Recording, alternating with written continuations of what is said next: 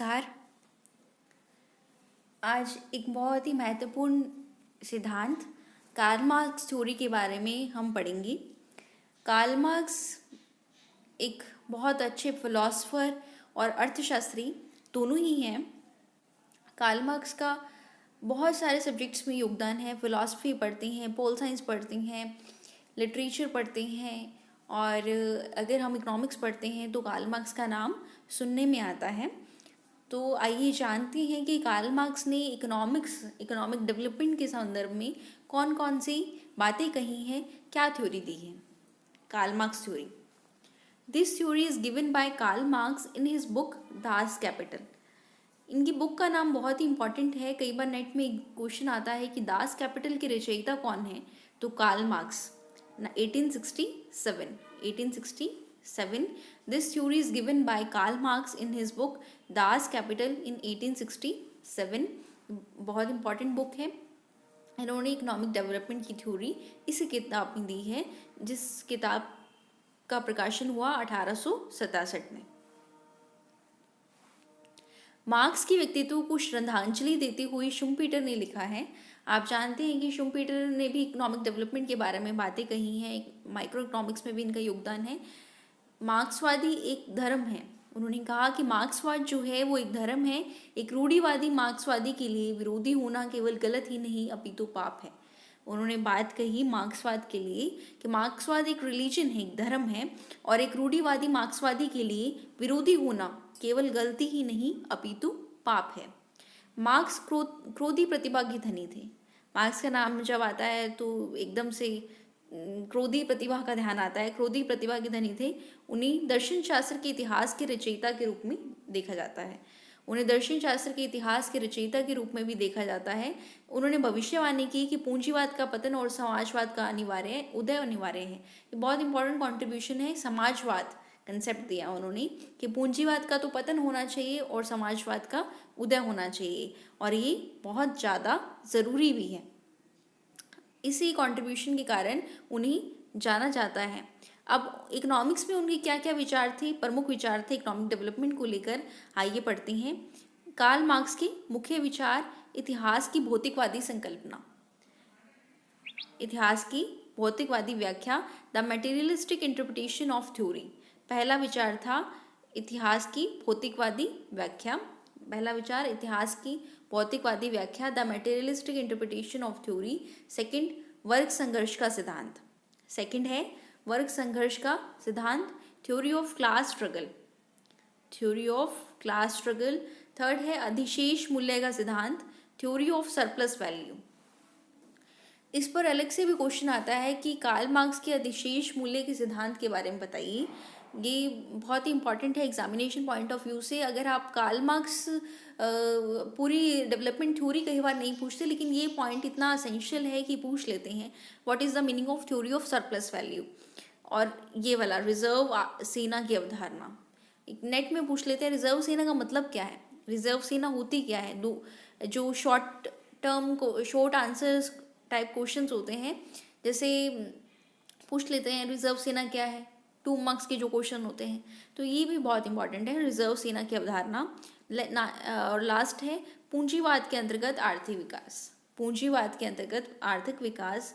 Karl Marx ने economic development के लिए 5 प्रमुख विचार दिए। पहला विचार है इतिहास की भौतिकवादी संकल्पना, इतिहास की भौतिकवादी संकल्पना। सेकंड है वर्ग संघर्ष का सिद्धांत, थ्योरी ऑफ क्लास स्ट्रगल।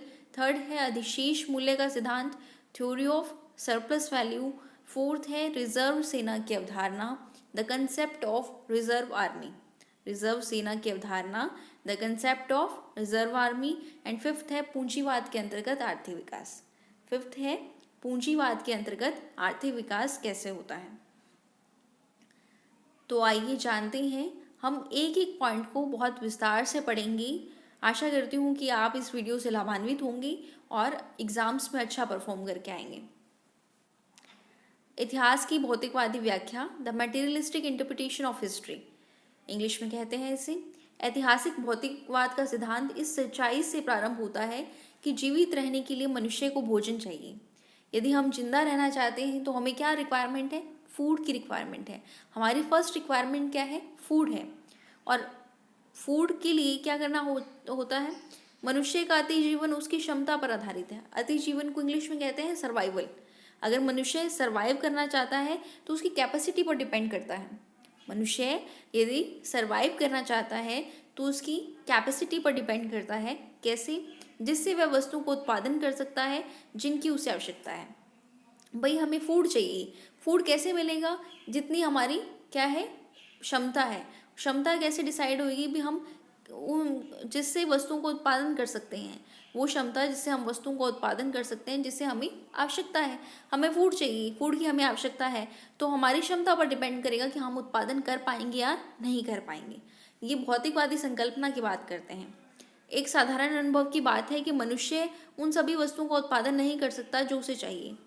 ये एक बेसिक बात है कि हम सभी वस्तुओं का उत्पादन नहीं कर सकते। हमें रोज़मर्रा के जीवन में हर तरह की रिक्वायरमेंट होती है। खाने के लिए भोजन चाहिए, भोजन में भी मिनरल्स, विटामिन, सब चीज़ें चाहिए। कपड़े चाहिए, जूते चाहिए, लेकिन हम हर वस्तु का उत्पादन नहीं कर सकते। ये एक प्रैक्टिकल बात है। इसके लिए अति जीवन हेतु संघर्ष करना शुरू हो जाता है, और सर्वाइवल हेतु क्या होता है, संघर्ष शुरू हो जाता है। हम संघर्ष शुरू कर देते हैं। अतीत में जीवन की आवश्यकताओं को पूरा करने हेतु प्रयासों को 4 भागों में बांटा गया था। जो हिस्ट्री है हमारी, उसमें कहा गया है कि जीवन की आवश्यकताओं को पूरा करना है तो इसको 4 भागों में बांट दिया। पहला, पुरातन साम्यवादी, जिसको कहते हैं प्रिमिटिव कम्युनिस्ट। पुरातन साम्यवादी, प्रिमिटिव कम्युनिस्ट। पहले चरण में उत्पादन के साधनों का स्वामित्व एवं नियंत्रण समुदाय के हाथ में होता है। ये जो पहला चरण है, इसमें क्या होता है कि उत्पादन के साधन जितने हैं उसका स्वामित्व भी और उसका नियंत्रण भी समुदाय के हाथ में होता है, सोसाइटी के पास ही होता है, और व्यक्ति अपनी आवश्यकता अनुसार वस्तुएं प्राप्त करते हैं। और जितने भी व्यक्ति हैं वो अपनी आवश्यकता अनुसार, जिस तरह से उनको आवश्यकता है, वो वस्तुएं प्राप्त करते हैं। यह चरण वास्तव में वर्गहीन समाज का प्रतीक है। ये जो चरण है ये वर्गहीन, मतलब किसी भी वर्ग में बांटते ही नहीं है। एक पूरा समाज है, जिन वस्तुओं को चाहिए हमें प्राप्त कर सकते हैं। पूरा नियंत्रण समुदाय के हाथ में होता है, व्यक्ति विशेष के हाथ में नहीं होता। ये वर्गहीन समाज का प्रतीक है। हम क्या पढ़ रहे हैं? हम पढ़ रहे हैं इतिहास की भौतिकवादी संकल्पना, जिसमें हमने अतीत के जीवन की आवश्यकताओं को 4 भागों में बांटा है। पहला है प्रिमिटिव क्यूमनिस्ट, यानी पुरातन साम्यवादी। सेकंड है प्राचीन या गुलामी चरण, एंशियंट और स्लेवरी स्टेज। थर्ड है जागीरदारी चरण, और फोर्थ है कैपिटलिस्ट स्टेज। और जो फिफ्थ स्टेज की बात नहीं की वो है सोशलिज्म, है समाजवाद। कार्ल मार्क्स कहता है कि चौथी स्टेज के बाद क्या आ जाएगा? समाजवाद आ जाएगा। तो ये जो प्राचीन या गुलामी चरण है, जागीरदारी चरण है, पूंजीवादी चरण है, इन तीनों चरणों में वही लोग समाज को नियंत्रित करते हैं जिनके हाथों में उत्पादन की बागडोर होती है। इस उन्होंने कितनी इंपॉर्टेंट बात कही है कि तीनों चरणों में वही लोग आते हैं आगे, वही लोग समाज को नियंत्रित करेंगे जिनके हाथों में उत्पादन की बागडोर होगी। जो प्रोडक्शन करेंगे उन्हीं के हाथों में समाज नियंत्रित होगा। इन चरणों में लोगों को 2 वर्गों में बांटते हैं। जो प्रिमिटिव कम्युनिस्ट था वो तो वर्गहीन व्यवस्था थी, उसमें कोई भी क्लास नहीं थी। लेकिन यहाँ पर लोगों को 2 भागों में बांटा है। पहला जो है वो प्रभुत्व या संपन्न वर्ग, जिसमें जमींदार वर्ग आ जाएगा। प्रभुत्व या संपन्न वर्ग पूंजीपति आ जाएंगे। और दूसरा है दलित या पिछड़ा वर्ग, जिसमें हम कह दें कि श्रमिक आ जाएंगे। तो ये 2 भागों में बांटते हैं, किसमें? 3 जो लास्ट में रह गए, ancient stage, feudal stage and capitalist stage. इन तीनों चरणों में वर्ग की व्यवस्था हो जाती है। लेकिन जो पहली स्टेज है पुरातन साम्यवादी, इसमें वर्गहीन समाज की बात करते हैं। ये थी इतिहास की भौतिकवादी संकल्पना, जिसमें हमने पढ़ा कि मनुष्य को जीवन जीने के लिए भोजन चाहिए, और भोजन जो निर्माण है वो उसकी क्षमता पर निर्भर करता है कि वो कितना उत्पादन कर पाता है। और हमें ये बात भी पता है कि उत्पादन जो है वो मनुष्य सभी वस्तुओं का उत्पादन नहीं कर सकता, और यहीं से संघर्ष शुरू हो जाता है। जो कार्ल मार्क्स हैं उन्होंने अतीत में जीवन की आवश्यकताओं को पूरा करने की जो प्रयास हैं उन्हें 4 भागों में बांटा है। प्रिमिटिव क्यूमनिस्ट, सेकंड है प्राचीन या गुलामी चरण, थर्ड है जागीरदारी चरण, फोर्थ है पूंजीवादी चरण। अब नेक्स्ट पर चलते हैं वर्ग संघर्ष का सिद्धांत। हमने कार्ल मार्क्स के विचार को 5 भागों में बांटा था, याद कीजिए ये स्लाइड में देखिए। पहला था इतिहास की भौतिकवादी व्याख्या, जिसे हमने अच्छे से पढ़ा कि क्या क्यों संघर्ष करता है और किन कौन कौन से स्टेज हैं जिसके आधार अतीत में कितने भागों में बांटा है कार्ल मार्क्स ने, वो 4 भाग थे। सेकंड है वर्ग संघर्ष का सिद्धांत। वर्ग संघर्ष का सिद्धांत अब हम पढ़ेंगे। थ्योरी ऑफ क्लास वॉर कहते हैं इंग्लिश में, थ्योरी ऑफ क्लास वॉर। वर्ग संघर्ष का सिद्धांत इतिहास की आर्थिक व्याख्या का परिणाम है। जो वर्ग संघर्ष का सिद्धांत है इतिहास की इकोनॉमिकली अगर हम इंटरप्रिटेट करें तो उसका रिजल्ट है ये। मार्क्स के अनुसार समाज को 2 भागों में बांटा है। मार्क्स ने कहा है कि हमारा समाज जो है, मैंने आपको 3 जो भाग पढ़ाए थे यहाँ पर, देखिए गुलामी चरण, जागीरदारी चरण, पूंजीवादी चरण, इसमें 2 भाग में बांट दिया ना, तो अब क्या हो गया, वर्ग में डिवाइड हो गई, वर्ग बन गए, वर्ग बन गए। अब वर्ग संघर्ष को अपन आगे वाले पॉइंट में पढ़ रहे हैं। मार्क्स के अनुसार समाज 2 वर्गों में बंटा होता है, धनी और निर्धन, शोषणकर्ता और शोषित वर्ग। एक अमीर लोग होते हैं और एक गरीब लोग होते हैं, एक शोषणकर्ता होते हैं और एक शोषित वर्ग होते हैं। मार्क्स के अनुसार वर्तमान समाज का इतिहास वर्ग संघर्ष का इतिहास है। मार्क्स ने कहा है कि जो वर्तमान समाज है उसका इतिहास वर्ग संघर्ष का इतिहास है। पूंजीपति उत्पादन साधनों का स्वामी होता है। पूंजीपति क्या होता है, वो उत्पादन साधनों का स्वामी होता है और श्रमिक वर्ग का शोषण करता है। जो श्रमिक वर्ग है उसका शोषण करता है। शोषण जब बढ़ जाता है, जब, दोबारा से सुनिए, पूंजीपति उत्पादन साधनों का स्वामी होता है।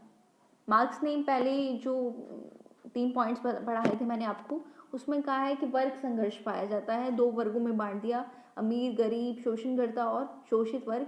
मार्क्स ने कहा कि वर्तमान समाज का इतिहास वर्ग संघर्ष का इतिहास है। पूंजीपति उत्पादन साधनों का स्वामी होता है। एक तो होता है पूंजीपति जो सारे के सारे उत्पादन साधनों का स्वामी होता है, और एक होता है श्रमिक वर्ग जिसका वो शोषण करता है। 2 भाग बांटती, एक तो कैपिटलिस्ट और एक लेबर।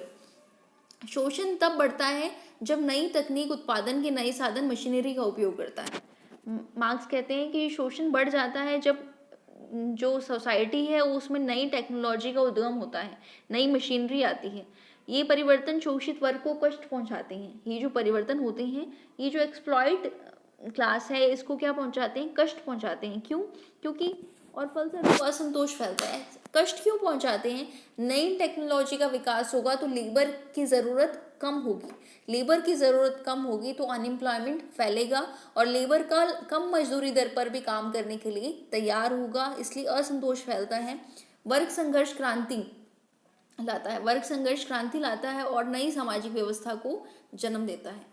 ये जो वर्ग संघर्ष है ये क्रांति लाएगा और एक नई सामाजिक व्यवस्था को जन्म देगा, जिसे समाजवाद या श्रमिकों की तानाशाही कहते हैं, जिसे हम कहते हैं समाजवाद है और श्रमिकों की तानाशाही है। तो पहले हमने क्या पढ़ा, इतिहास की भौतिकवादी व्याख्या की। अब हमने पढ़ा वर्ग संघर्ष का सिद्धांत। वर्ग संघर्ष क्यों है?